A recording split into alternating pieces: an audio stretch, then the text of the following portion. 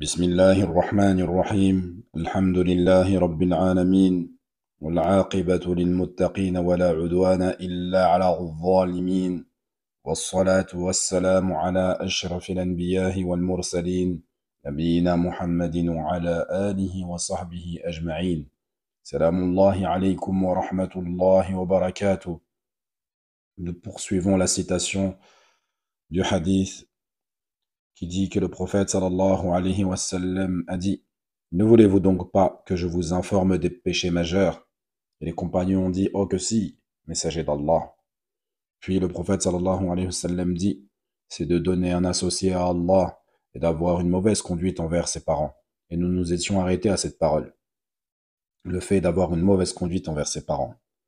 Sachez qu'Allah Azza wa Jal, très souvent, dans son Coran, il fait suivre son droit absolu, qui est le fait de l'adorer seul, sans associé, au bon comportement envers les parents.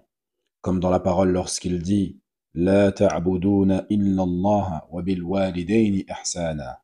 Ou fi qawlihi wa'budu Allah wa la tushriku bihi shay'a wa bil walidayni ihsana. Ou kadhalika fi qawlihi Qul ta'alaw أتل ما حرم ربكم عليكم أن لا تشركوا به شيئا وبالوالدين إحسانا. Lorsqu'il dit tabaraka wa ta'ala, venez, je vais réciter ce que votre Seigneur vous a interdit. Ne lui associez rien et soyez bienfaisants envers vos pères et mères. Également dans sa parole, adorez Allah et ne lui donnez aucun associé. Agissez avec bonté envers vos parents. Ou encore dans sa parole, n'adorez qu'Allah et faites le bien envers vos parents. Mais aussi dans sa parole, lorsqu'il dit « Et ton Seigneur a décrété, n'adorez que lui et marquez de la bonté envers vos pères et mères. » Subhanallah, combien de fois les savants nous ont prévenus, nous ont mis en garde, nous ont conseillé sur ce sujet. Et je me fais le rappel à moi, ainsi qu'à vous, que d'être mauvais envers ses parents est une chose, et que le fait d'accomplir le bien, d'être bienfaisant envers eux, est une autre affaire. Le fait d'être mauvais fait partie des interdits, des choses à proscrire, à s'écarter, alors que avoir un bon comportement envers ses parents est un ordre d'Allah et de son messager, sallallahu alayhi wa sallam. Donc il ne suffit pas de ne pas être mauvais envers ses parents, mais tu es également dans l'obligation de bien te comporter envers eux. Car malheureusement, parmi les croyants, certains ne font pas de mal à leurs parents, mais ils ne font rien de bien envers eux également. Ne serait-ce qu'une belle parole, même pas une visite, même pas une question, encore moins un cadeau. Aucune douceur, de l'indifférence totale. Ils ne se comportent pas envers leurs parents d'une manière dure ou autre, mais en dehors de ça, ils ne font rien de bien. Ils ne leur apportent pas de joie ni d'affection. Donc ils ne tombent pas dans le péché d'être mauvais envers ses parents, mais ils n'apportent pas l'ordre d'Allah Azza wa Jal qui est le fait de bien se comporter envers ses parents. Je rappelle ici que le bon comportement envers les parents n'a pas été limité dans notre religion. C'est-à-dire que le bon comportement envers les parents revient aux habitudes de l'endroit où on se trouve. C'est-à-dire que dans un pays, dans un lieu, ils ont une manière de communiquer et de se comporter avec leurs parents qui est bien sûr considérée comme étant bonne. Ceci fait partie des bons comportements. Et pareil pour le mauvais comportement. Dans certains endroits du monde, certaines actions entre enfants et parents sont considérées comme mauvaises. Donc si dans le lieu où tu te trouves c'est quelque chose de hib, de mauvais, dans ce cas-là tu t'en abstiens.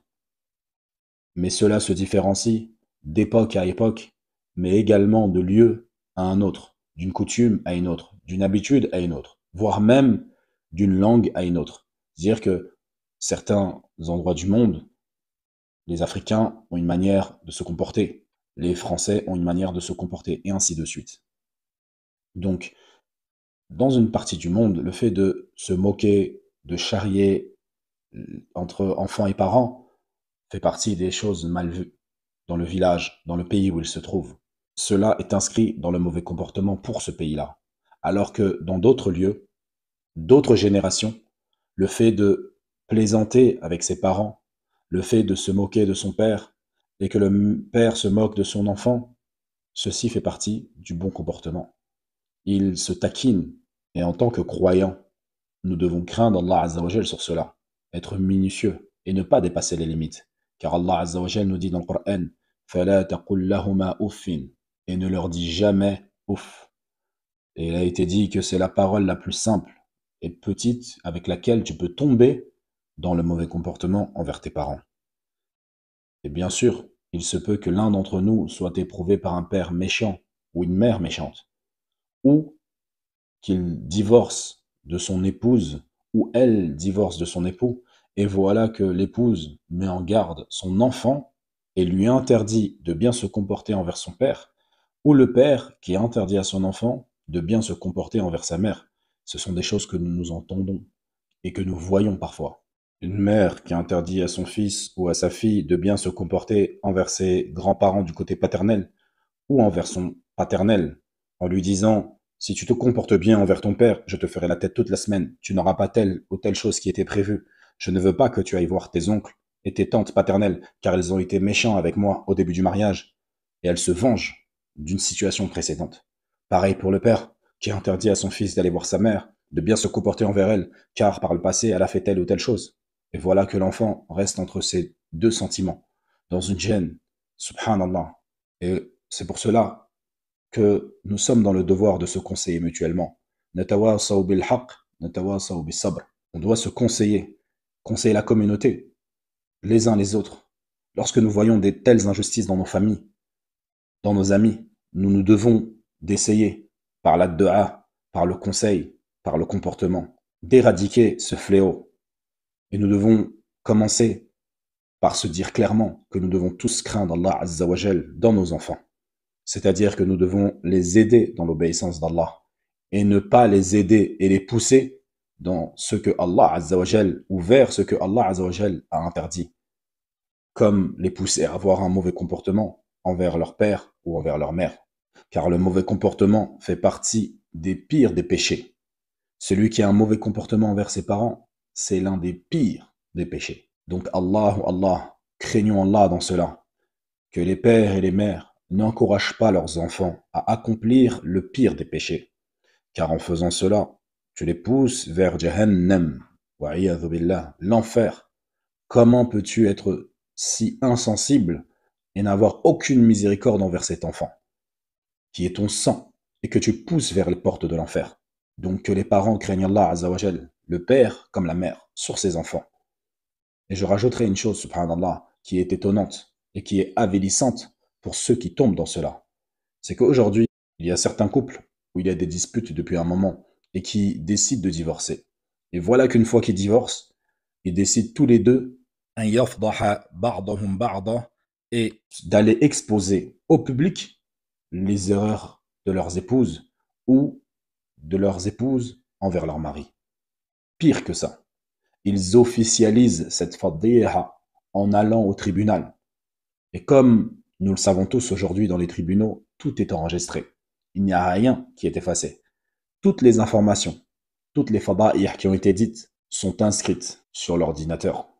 Et lorsque l'enfant grandit et qu'il décide de faire une recherche sur les causes du divorce ou autre, il apprend que son père a accusé sa mère de telle ou telle chose et que sa mère a accusé son père de telle ou telle chose.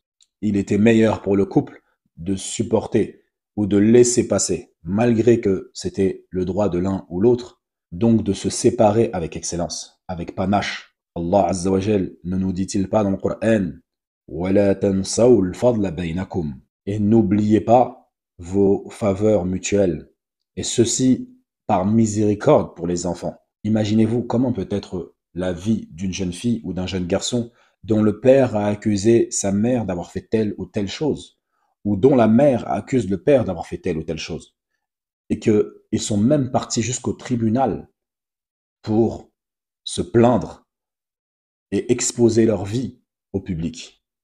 Ça arrive même qu'une fille qui voudrait se marier ne puisse se marier à cause des accusations portées sur sa mère. Et qui a accusé sa mère? Son propre père, subhanallah. Ou également qu'elle ne puisse se marier parce que la mère a accusé son mari d'être telle ou telle chose, d'avoir été un pervers ou un fornicateur ou je ne sais quoi, un voleur ou autre. Et cela pousse la famille qui souhaitait lui donner leur fils à cette fille de ne pas lui donner.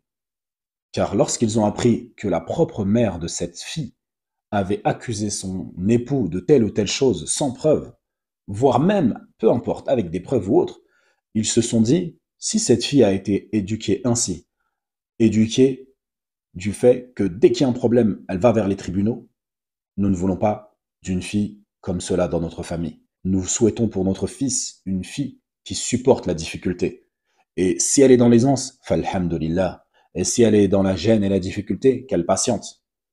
Donc j'attire l'attention sur le fait que les parents, nous, nous devons craindre Allah Azza wa Jal dans nos enfants, dans l'éducation de nos enfants. Nous devons les aider dans l'obéissance à Allah tabaraka wa ta'ala et non pas à la désobéissance d'Allah Azza wa Jal. Car malheureusement, dans les situations de divorce, très souvent, la femme veut que les enfants soient avec elle ou le mari veut que les enfants soient avec lui. Et dans cette situation, très souvent, ils rentrent dans ce piège que Shaitan leur tend et ils commencent à se dénigrer mutuellement devant les enfants et auprès des enfants, alors que cela fait partie des plus grands péchés. Comment peux-tu donc apporter à tes enfants sur un plateau le char, le mauvais, alors que tu es censé les éduquer vers le bien? C'est une amana, c'est un dépôt qu'Allah a fait. Tu as accordé ce dépôt. Comment peux-tu trahir ce dépôt? Nous devons donc craindre Allah Azza wa Jal dans l'éducation de nos enfants, dans l'obéissance d'Allah Azza wa Jal et non dans la désobéissance, qui est l'un des plus grands péchés que nous pouvons commettre et que nos enfants commettront si nous les éduquons sur cela.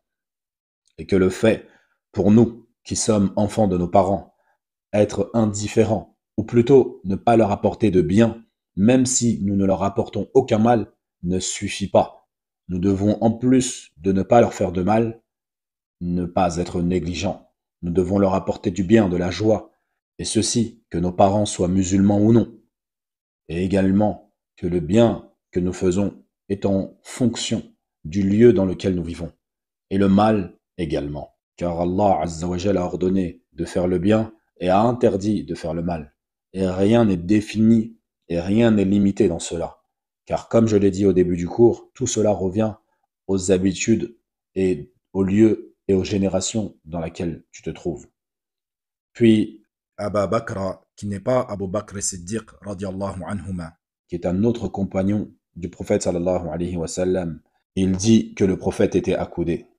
Et ceci nous montre qu'il est autorisé de donner la science même en étant accoudé. Puis le prophète sallallahu alayhi wa sallam a dit « et les propos mensongers ». Et il ne cessa de répéter cela, à tel point que nous dîmes si seulement il s'arrêtait. Et ceci, aujourd'hui, c'est un fléau également. Combien de gens mentent pour faire rire les gens, pour gagner leur vie? Combien de gens mentent dans les tribunaux à leurs parents, à leurs enfants? Combien, subhanallah, une facilité à mentir. A'udhu billahi min.